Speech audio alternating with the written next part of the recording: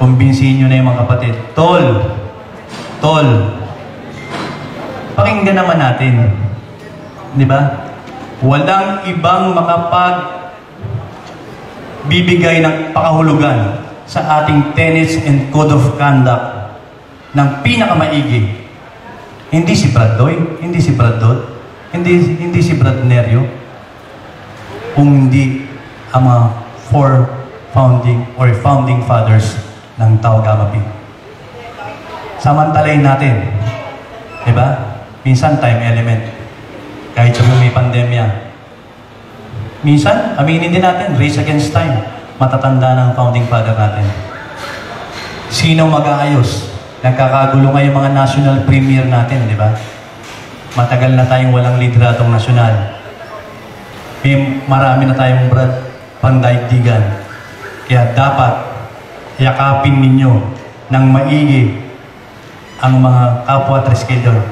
Lalo't higit respeto sa ating founding father. Okay ba yun? Para hindi na lumawig. Pwede na tayo, Brother Dodd. Pinakikilala po natin yung napakasigasig na isa sa mga kumumbinse sa ating founding father na lumabas na kayo muli. Diba? Sa mga nagdaang panahon na walang liderato ang kapatiran ng national and international. Walang iba. Ang napaka-humble, napakasipag at ikinararangal ko bilang isang Triskelion. Si Kuya Brad Dodd Peralta. Thank you, Brad Lloyd. Magandang umaga sa inyo lahat at I want to say congratulations sa atin. Dahil itong pagkakaroon natin ng TGP Global ay isang tagumpay nating lahat. Isang implikasyon, kung mapapakita natin, may video tayo ng mga bumabati na mga distinguished na Triskelions. Isa dyan si Police Brigadier General Vic Danao ng NCR Police Office. Sabi niya, global na tayo ngayon.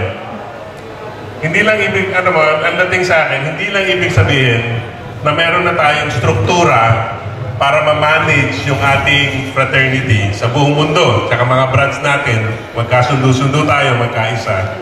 Pero ibig sabihin din doon, pwede na tayo mag-initiate sa ibang bansa. Naintindihan niyo ba yun?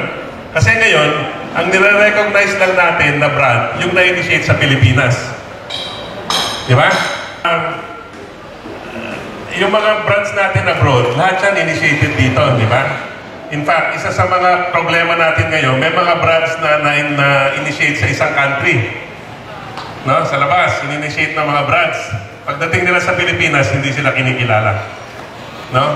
So isang mangyayari sa Tau Gamma Phi Global ay magkakaroon tayong initiation rights na common sa buong mundo.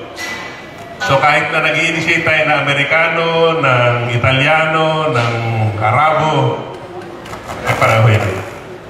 Ang Tau Gamma Phi will be an international fraternity galing sa Pilipinas. Okay ba yun? At sisiguraduhin natin yung initiation rights natin, ay papasa kahit na anong bansa. Alam niyo, maraming gustong sumali sa atin. In fact, hindi lang mga estudyante. Yung mga, kunyari, mga anak ng mga brad. Di ba? Na nag-abroad na. Gusto nila maging brad. Problema nila, sino mag-initiate?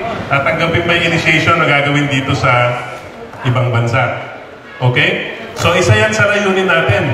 Kasi international na tayo, global.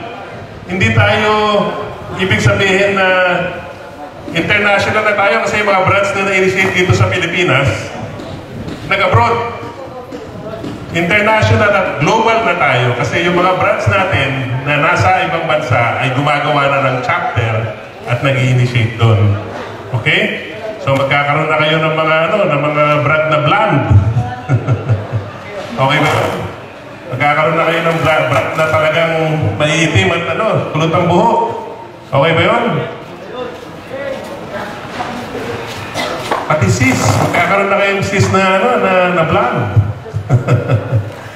Pero that depends kung anong plano ng mga sis. Palagi kami tinatanong, paano yung Sigma kasama ba dito sa Tau Gamma Phi Global?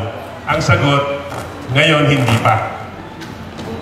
Ayusin muna natin yung Tau Gamma Phi Global, and then ang mga sis, kailangan magdesisyon. Kung gusto nyong sumali, gagawin na natin 3 Skillion Global yan, o gagawa kayo ng Tau Gamma Sigma Global. Okay? Yun ang sagot sa mga sis na tinatanong nila. Desisyon ng mga sis, hindi desisyon ng brands. Bakit ba ako nandito?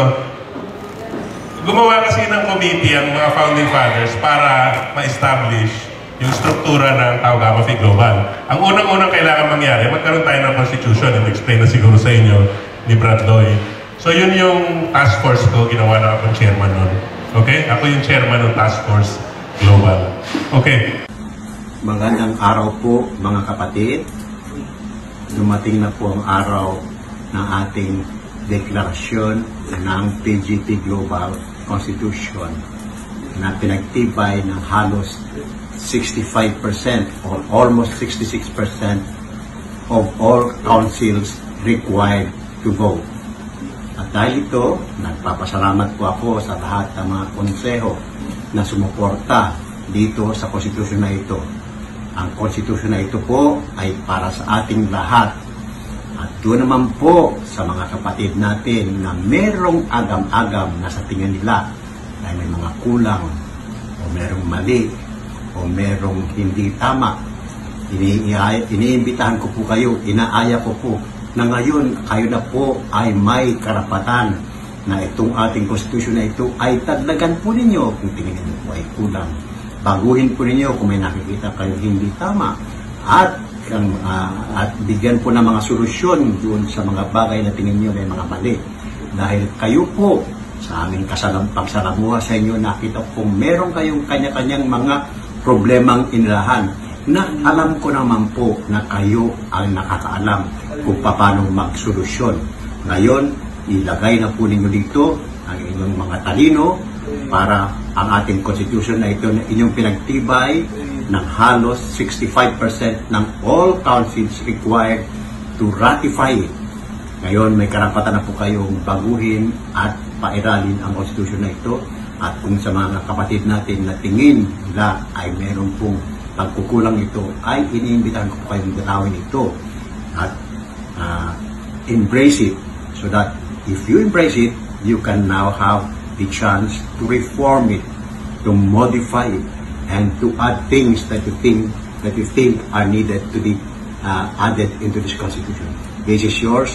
This is not mine. Now it is up to you to improve it, to revise it, and now to give meaning to it.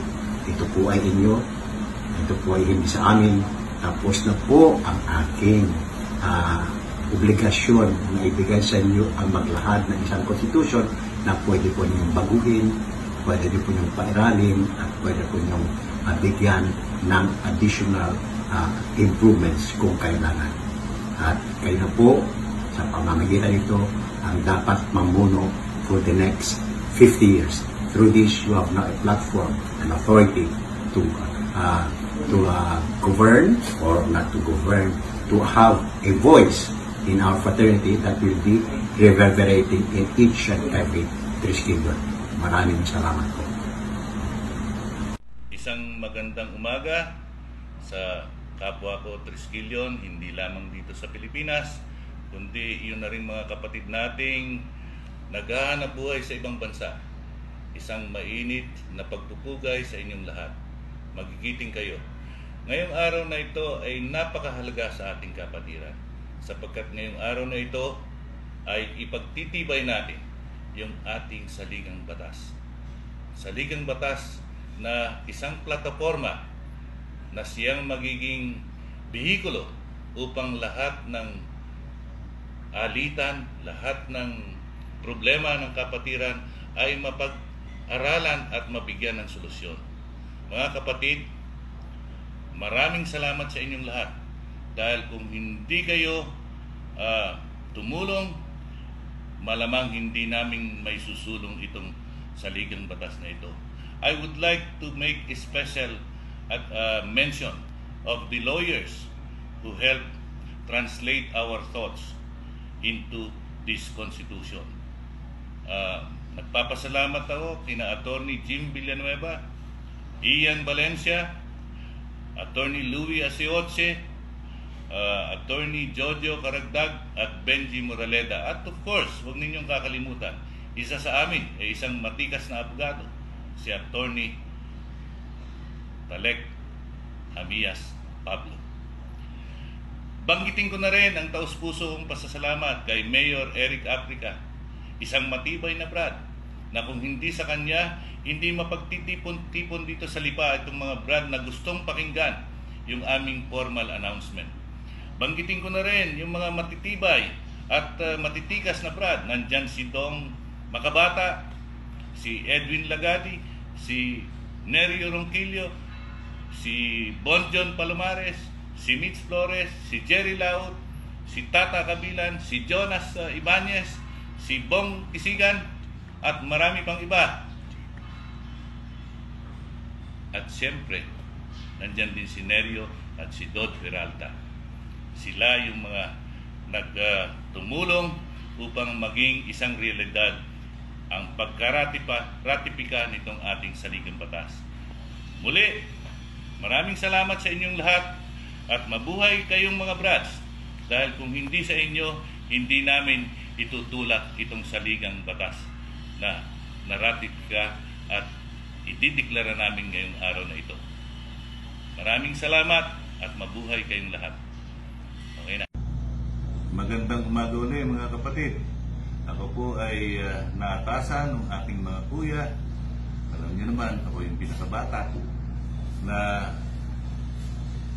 basahin yung aming nilagdaang proklamasyon na yung ating saligang batas ay napagtibay na ng nakakaraming boto ng mga konseho sa iba't ibang lugar dito sa Pilipinas at sa labas ng Pilipinas. Narito po, sa harap ko, ganito po kakapal yung mga pinirmahang dokumento. At manapay, payagan niyo akong basahin sa inyo yung aming nilagdaang deklarasyon. Mga kapatid, basahin ko po. Formal Declaration of Ratification of the Tau Gamma Pi Global Constitution. We, the undersigned founding fathers of the Tau Gamma Pi, namely Rodolfo S.N. Confesor, Roy A. Ordinario, and Talek J. Pablo, hereby formally declare that whereas the Tau Gamma Pi Triskelions Grand Fraternity aims to establish a body that shall be called the Tau Gamma Pi Global, whose condensed name shall be known as TGP Global, which shall serve as the unified umbrella organization of all Triskelions, chapters, councils, orders, associations, and other groupings of all Triskelions worldwide. Whereas, pursuant thereto, we, the founding fathers, authored and caused to be drafted an organic law known as the Tau Gamma Pi Global Constitution to establish the TGP Global and lay down the fundamental principles and structures under which it will exist. Whereas, Article 8, Section 8 of the Tau Gamma Pi Global Constitution provides that it shall take effect immediately upon its ratification by a majority of the votes cast, and that the fact of ratification shall be conclusively established by formal declaration thereof, issued by the three founding fathers, namely Rodolfo S.N. Confesor, Roy A. Ordinario, and Talek J. Pablo. Whereas, since the latter part of February 2020 and until the present, the current pandemic situation notwithstanding, the TGP Global Constitution has been presented, deliberated, and voted upon by the recognized councils throughout the world. Whereas, the formal ratification document submitted by the aforementioned recognized council resulted to more than the required majority, or 2/3 of the required council votes, signifying that they have already voted to ratify the TGP Global Constitution, as shown in the appended report of ratification votes. Whereas, having already attained the majority vote necessary for ratification, it is now incumbent upon us to make this formal declaration. Now, therefore, in the solemn discharge of our duty under the TGP Global Constitution, we, the founding fathers of the Tau Gamma Pi, namely Rodolfo S.M. Confesor, Roy A. Ordinario, and Talek J. Pablo, do hereby formally declare the ratification of the TGP Global Constitution. Signed today, December 12, in Lipa, by Rodolfo S.M. Confesor, Roy A. Ordinario, and Talek J. Pablo. Mabuhay kayo, mga kapatid. Meron na tayo ngayong isang pinagtibay at makatotohanang saligang batas na dumaan sa tamang proseso. From approval to submission for ratification and finally for the declaration.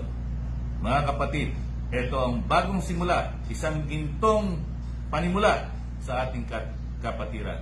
Mabuhay kayo at maraming salamat sa inyong mga nagtitiwala at hindi nawawalan ng pag-asa sa isang magandang kinabukasan ng Kapatirang Tau Gamma Pi. Salamat po. Magandang araw po mga kapatid.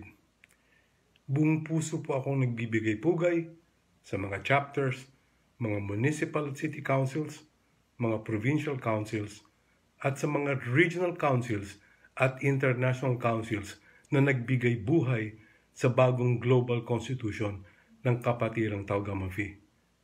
Ang inyong maagang suporta at paninindigan sa kahalagahan ng global constitution ay ang nagtulak sa amin para pag-ibayuhin ang aming pagsisikap na itaguyod ito. Sa inyo pong lahat, isang walang hanggang pasasalamat. Mga kapatid, ang ratification o pagpapatibay ng ating global constitution ay isang malaking hakbang tungo sa tunay na pagbabago at pagkakaisa ng ating kapatiran. Ngunit ito po ay hudyat din ng pagsisimula ng isang mahabang proseso tungo sa pagbibigay kahulugan sa mga nilalaman nito. Lubos na mahaba at mabusisi ang trabahong haharapin ng inyong mga kinatawan na hawak ng katungkulan sa ating TGP Global. Sa oras po na makumpleto na ang TGP Global Board na may 15 miyembro, mag-uumpisa na po na ito ay bumuo ng mga lupon na babalangkas at gagawa ng mga panuntunan na nauukol sa mga sumusunod na komite. Membership Committee, ito po ang lupon na mag-aayos ng listahan ng mga lehitimong triskilyon sa buong mundo. Ang Membership Committee po ang mangangalap ng mga isusumite na listahan na naglalaman ng pangalan ng mga kasapi ng bawat chapter ng kapatiran sa Pilipinas at sa ibang bansa. Ang Membership Committee rin po ang magsasala ng mga pangalan na nasa lahat ng listahan upang tiyakin kung sino ang tunay at ang kolorum na kasapi gamit ang mga impormasyon at ebidensya na kinalap ng lupon. Ito rin pong lupon na ito ang magtatalaga at maglalabas ng serial number na nauukol sa bawat isang triskilyon na kanyang magiging serial number habang buhay. Ang hotline o 24-hour information line kung saan maaaring magtanong kung ang isang individual ay tunay na kasapi o hindi gamit ang serial number ay pamamahalaan ng lupon na ito. Gamit ang makabagong teknolohiya, layo ng Membership Committee na makapagbuo ng isang komprehensibo, kumpleto at napapanahong listahan ng lahat na kasapi ng Tau Gamma Pi sa buong mundo. Number 2, Electoral Committee.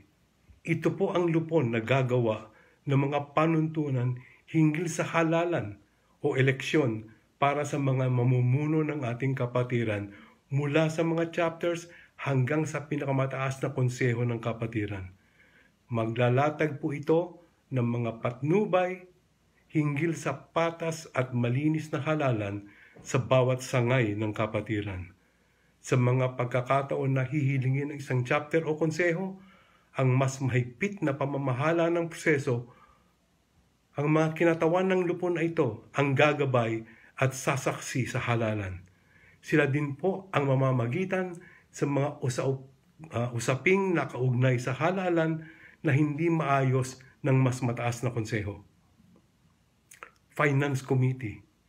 Ito ang lupon na mamamahala sa pagtuturo ng tama, bukas at may pananagutang paghawak at paggamit ng salapi ng mga sangay ng kapatiran.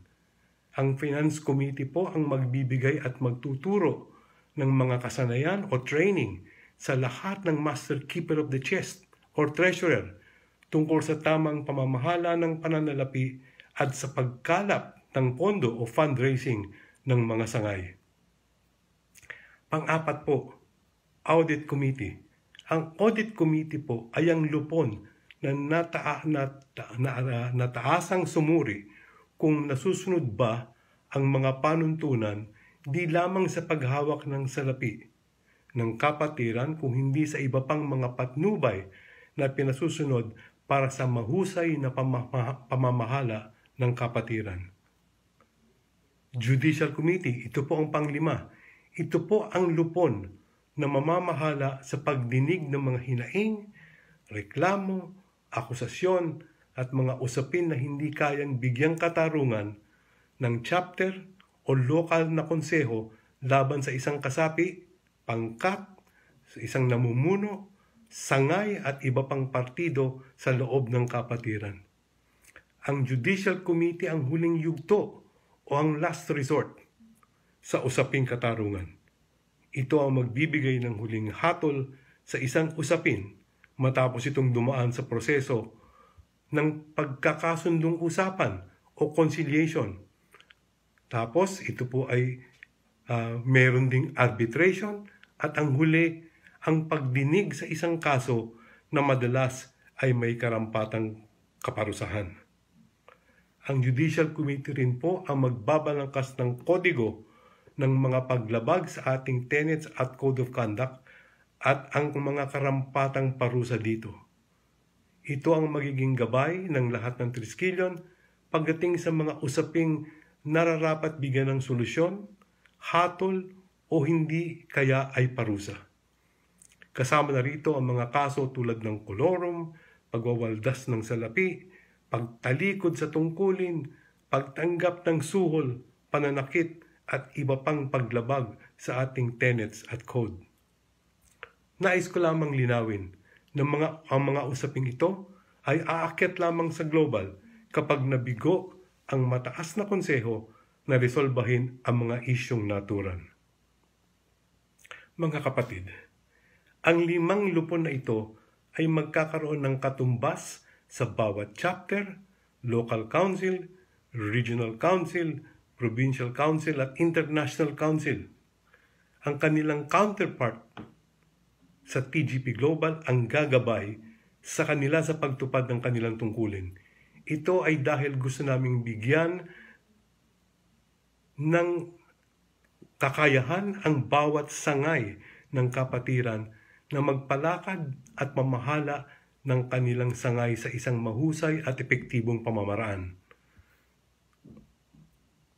Taliwas sa sinasabi ng mga kritiko ng TGP Global, nais naming lalong palakasin ang kakayahan ng bawat sangay ng kapatiran maging ito man ay chapter o konseho. Kapag napunuan na natin ang kakayahan ng mga sangay, magbibigay ito ng lalo pang kalayaan o independence sa ating mga chapter o konseho na mag-isang itaguyod ang kanilang sangay. Ito po ang mga kritikal na lupon ng committee. Mayroon pa pong iba. Ngunit dito lamang po sa 5 ito, nakikita na po natin ang gabundok na trabahong hinaharap ng mga mamumuno nito. Ito po ang hamon sa mga maluluklok na pamunuan ng TGP Global. Sana po tulungan nyo kami na makasatuparan ito. Ito po ang aming isang hamon na hindi pwedeng talikuran. Inuulit ko, sana po tulungan nyo kami sa aming pagtaguyod ng ating bagong TGP Global Constitution. Marami pong salamat sa inyo. Ang importante, meron na tayong constitution na gagabay sa ating kapatiran sa buong mundo. Ang constitution na to, kung nabasa nyo na, ay 15 pahina lamang. High level. No? Mapupuno ito ng bylaws, mapupuno ng implementing rules, at sisimulan ito ng darating na board na i-appoint ng Founding Fathers. At sila ay magtatrabaho hanggang Mayo 2022.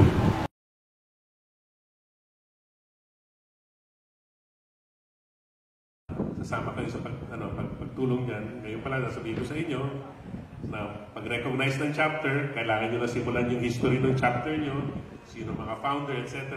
At kayong mga mag-a-active sa mga chapter, simulan nyo na ayusin yung inyong biodata. Dahil pag binuksan ng global ang registration ng mga chapter at certification at pagbigay ng serial number sa bawat triskilyon, tatanggap rin kami ng mga reklamo. Tatanggap rin kami ng mga akusasyon na hindi tama yung council na yan, na hindi tama yung officers na yan, na hindi Brad talaga yan. Okay ba yun? Lilinisan na natin yung ating fraternity. Ngayon, sinasabi rin namin na hindi tayo magpipilit sa mga ayaw sumama. Alam nyo naman, siguro, kalahati sa mga na-initiate na Brad sa atin, na-initiate at naging triskilyon, wala na interest sa fraternity. Tama ba yun? I'm sure marami kayong kilala na ganyan. Okay na, hindi na natin silang pipilitin sumali. Ang importante, yung magiging active. Lahat ba kayo magiging active? Ang ibig sabihin ng active, number 1, mag-attend kayo ng meeting ng chapter nyo. Tama? Number 2, sasama kayo sa mga project ng iyong chapter. Okay? Tsaka babayaran nyo yung membership dues nyo. Okay? Maliit lang naman siguro yan. Okay? So, huwag kayong mag-alala. Hindi pa namin nasusulat to, pero pinag-uusapan namin na ang pag-iisip namin ay yung membership dues na kinokolekta ng bawat chapter, mananatili yan sa chapter. Hindi nyo kailangan paakitin. Dapat bawat municipal council, provincial, regional, national, global, may kakayahan na mag-fundraise. Okay? Sabihin ko sa inyo, alam niyo siguro marami tayong Brad na milyonaryo na, di ba? Naniniwala ba kayo doon? At marami silang gustong tumulong sa atin. Kesyo pandemya, kesyo project. Ang problema lang, hindi nila alam kung sino tutulungan nila eh. Kinukwento lang ng Brad sa akin na ng isang Brad sa isang probinsya na merong GovGen na na nag-resign na dahil hindi na siya active. Pero pagdating ng pandemya, naging active, nangongolekta ng funds. Ha? Hindi na mangyayari 'yon, no? Hindi na mangyayari 'yon kasi meron tayong accountability na eh. Meron tayong audit committee at meron na tayong parusa. Hindi pwedeng lumusot-lusot lang yung mga ganong trabaho, di ba? So 'yun na nakakasira ng ating kapatiran. Gusto lang natin maayos ang kapatiran, magkaroon ng struktura, lalong-lalo na para sa inyo at sa susunod na 50 taon ng ating fraternity. No? Kami ng mga founding fathers, mga 70s brads, hindi na namin naabutin yung 100th anniversary. No? Sana masayang-masaya yung 100th anniversary nyo. No? Sana yung mga brads na natin, mga matataas na ang posisyon sa kanilang mga company, mga accomplished businessmen, mga accomplished local politicians, mga accomplished presidente ng Pilipinas. Okay ba yun? Kailan tayo magkakaroon ng triskilyon na presidente ng Pilipinas? Baka mauna pang presidente ng US na triskilyon bago Pilipinas. Pero there's that opportunity, hindi ba? There's that opportunity. Malaki ang ma-attain nyo. More than nagawa natin itong first 50 years. Malaki yung opportunity. At ang makakasira lang sa atin, tayo rin eh. So kailangan, kaya ginagawa ng mga founding fathers itong Triskelion Global. Ito na yung iiwan nila. Dahil kung kukumpara sa ating lahat, sino bang pinakamalaking interes na itong frat na to ay lumago, ay makilala, maging matagumpay, kundi yung mga nagsimula nito. No? So, congratulations to us all. No? Tagumpay natin to. Global na tayo. We will become an international global fraternity. Okay ba yun? Ha? Proudly made in the Philippines. Ha? Mula sa Pilipinas para sa mundo. Tau Gamma